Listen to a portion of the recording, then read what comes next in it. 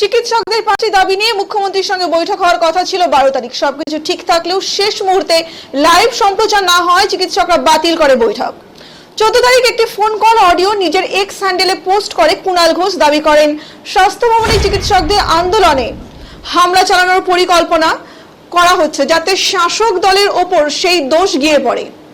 পাল্টা চিকিৎসকরাও বৈঠক করে, তারা জানায় কোনো দলের মুখপাত্র কি বলল তার প্রশ্নের উত্তর তারা দিতে ইচ্ছুক নয়, কোনো ধরনের বার্তা তারা দিতে চায় না।